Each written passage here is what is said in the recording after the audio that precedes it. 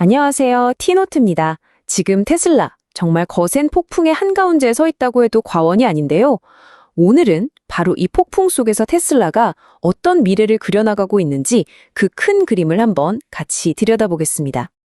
자, 오늘 살펴볼 내용인데요. 먼저 지금 시장이 왜 이렇게 흔들리는지부터 시작해서 그 속에서 테슬라가 마주한 압박과 또 다른 기회는 뭔지, 그리고 일론 머스크가 그리는 더 큰 그림과 미래 혁신까지 단기적인 현실과 장기적인 비전, 그 사이를 한번 파헤쳐 보겠습니다. 네, 그럼 첫 번째 주제입니다. 지금 시장을 뒤흔들고 있는 가장 큰 요인이죠. 바로 지정학적 리스크에 대해 먼저 짚어보겠습니다. 지금 미국 주식시장이 굉장히 살얼음판을 걷고 있는 느낌이에요.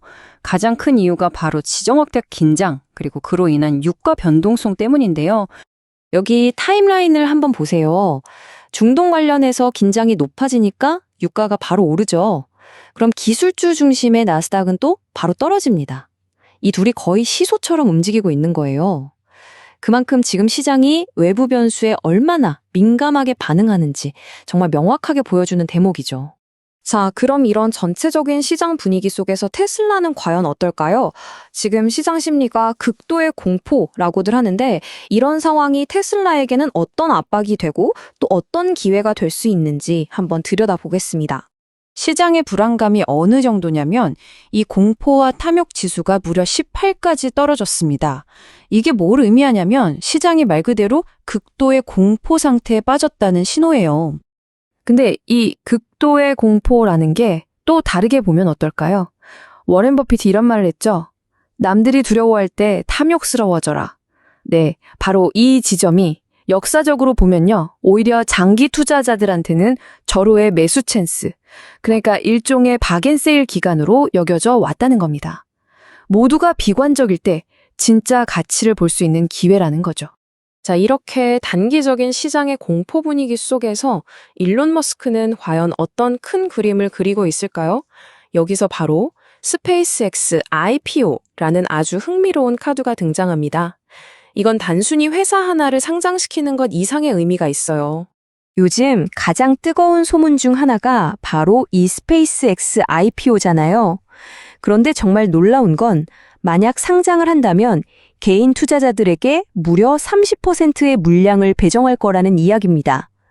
보통 일반적인 IPO에서 개인 투자자 몫이 5%에서 10% 정도인 걸 생각하면 이건 정말 파격적인 수준이죠. 아니, 왜 이렇게까지 개인 투자자들을 챙기는 걸까요? 여기에는 아주 치밀한 장기 전략이 숨어 있습니다. 보통 기관 투자자들은 단기 수익에 집중하잖아요. 그래서 나중에 테슬라와 스페이스X를 합병한다거나 하는 큰 그림을 그릴 때 반대할 가능성이 높죠. 하지만 머스크의 비전을 믿는 개인 투자자들은 다르거든요. 이들을 든든한 우군으로 만들어서 중요한 순간에 결정적인 지지를 얻어내려는 정말 큰 그림인 셈입니다. 하지만 이런 장기적인 계획에는 단기적인 희생이 따를 수도 있습니다. 바로 돈의 문제죠. 스페이스X라는 너무나 매력적인 투자처가 나타나면 사람들의 그 주식을 사기 위해 가지고 있던 테슬라 주식을 팔 수도 있잖아요. 그럼 단기적으로는 테슬라 주가에 당연히 부담이 될 수밖에 없겠죠. 자, 이런 금융 전략도 중요하지만 테슬라의 진짜 핵심은 역시 제품 혁신 아니겠습니까? 그럼 이제 테슬라가 어떤 미래 제품들로 장기 로드맵을 채워나가고 있는지 한번 살펴보겠습니다. 테슬라의 혁신은 가끔 정말 엉뚱한 데서 시작되기도 하는데요. 한편이 저출산 문제 해결을 위해 6도어 SUV는 어떠냐고 제안을 했어요. 그랬더니 일론 머스크의 대답이 딱 두 글자, 알았다 였습니다. 이 짧은 답변 하나에 엄청난 추측들이 쏟아지기 시작했죠. 아니, 6도어 SUV랑 저출산이 무슨 상관이냐고요? 여기엔 카시트 PM 이론이라는 재미있는 분석이 깔려 있어요. 무슨 얘기냐면 보통 5인승 SUV 뒷좌석에 카시트 3개를 넣는 게 거의 불가능하잖아요. 그러다 보니 셋째를 낳으려면 어쩔 수 없이 훨씬 크고 비싼 차로 바꿔야 하는데 이 경제적인 부담이 실제로 출산율을 떨어뜨리는 요인 중 하나라는 겁니다. 바로 여기서 테슬라가 꺼내들 수 있는 카드가 바로 사이버트럭 플랫폼입니다. 이 사이버트럭의 가장 큰 특징이 바로 이 엑소스켈레톤, 그러니까 외부 골격 구조거든요. 워낙 튼튼하고 커서 기존 자동차 설계의 한계를 그냥 뛰어넘어 버립니다.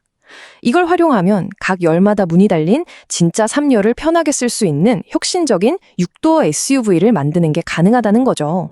자, 그리고 미래를 향한 또 하나의 정말 중요한 축이죠. 바로 휴머노이드 로봇, 옵티머스입니다. 이게 더 이상 그냥 컨셉이 아니라는 증거가 뭐냐면요. 최근에 옵티머스 대량 생산을 위한 엔지니어, 기술자 채용 공고를 100개 이상 냈다는 겁니다. 이제 정말 본격적으로 만들 준비를 하고 있다는 거죠. 이 생산 계획을 보면 정말 입이 떡 벌어질 정도입니다. 2026년 초까지 3.0 버전 시제품을 완성하고 놀랍게도 바로 그 해 말부터 연간 100만 대 생산을 시작하겠다는 거예요. 이게 끝이 아닙니다. 장기적으로는 기가 텍사스에 아예 전용 공장을 지어서 연간 1000만 대까지 생산하겠다는 목표를 가지고 있습니다. 자, 그럼 결론입니다. 지금 당장 눈앞에 닥친 단기적인 변동성과 저 멀리 내다보는 원대한 비전, 이 사이에서 우리는 테슬라를 어떻게 봐야 할까요? 한번 정리해 보겠습니다.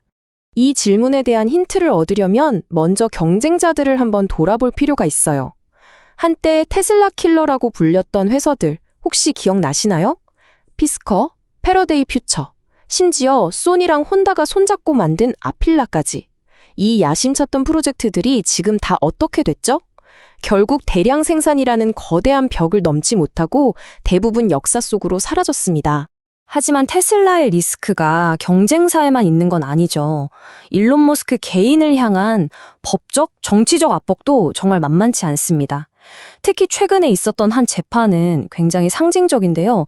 배심원단이 손해배상액을 주당 4.20달러로 정했는데 이 숫자는 아시는 분들은 아시겠지만 머스크를 조롱하는 의미가 담긴 숫자거든요. 심지어 다른 색펜으로 썼다고 해요. 그래서 변호인단 측에서는 이게 정의가 아니라 보복이라고 강하게 반발하고 있는 상황입니다. 결국 이 모든 상황이 우리에게 하나의 질문을 던지고 있습니다. 여러분은 어디에 더 무게를 두시겠습니까? 눈앞에 보이는 단기적인 시장의 흔들림과 여러 외부 압박들인가요? 아니면 이 모든 걸 뛰어넘으려는 듯한 테슬라의 혁신과 장기적인 비전인가요? 선택은 결국 각자의 몫이겠죠. 오늘 준비한 내용은 여기까지입니다. 유익하게 보셨다면 좋아요와 구독 꼭 부탁드릴게요. 앞으로 더 좋은 내용을 만드는데 정말 큰 힘이 됩니다. 감사합니다.